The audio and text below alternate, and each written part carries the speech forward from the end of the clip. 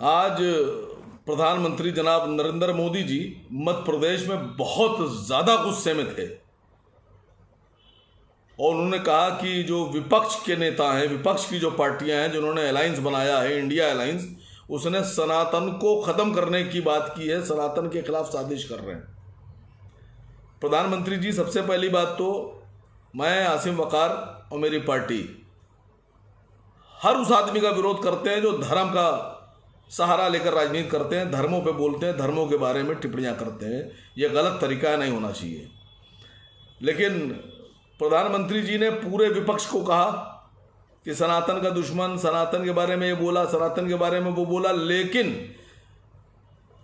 उदयनिधि स्टालिन जिसने ये बयान दिया सनातन के खिलाफ, जहाँ से विवाद शुरू हुआ, उसके फादर MK स्टालिन को तो आपने अपनी दावत में बुलाया G20 की।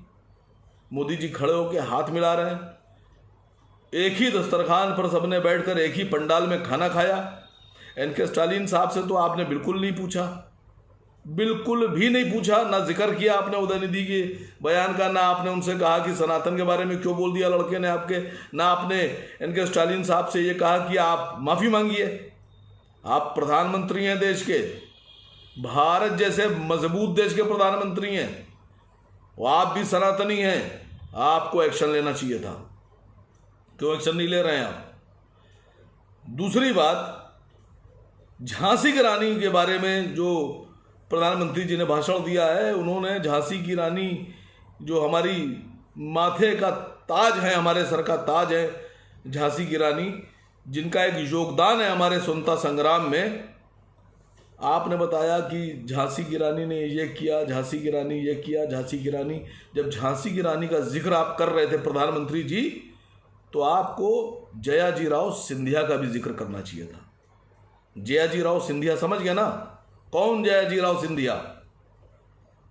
हाँ, वही सिंधिया, वही सिंधिया जो ग्वालियर के सिंधिया, वही सिंधिया जिन पर यह इल्ज़ाम था कि झांसी की रानी के खिलाफ जयाजी राव सिंधिया अंग्रेज़ों के साथ खड़े होकर, उन्होंने अंग्रेज़ों की फ़ौजों के साथ मिलकर झांसी की रानी के खिलाफ युद्ध लड़ा और उसमें झांसी की रानी शहीद हुई। यस, और मैं बताऊं प्रधानमंत्री जी, आपने झांसी की रानी का जिक्र किया। आप अगली बार से जब कभी जिक्र कीजिएगा झांसी की रानी का,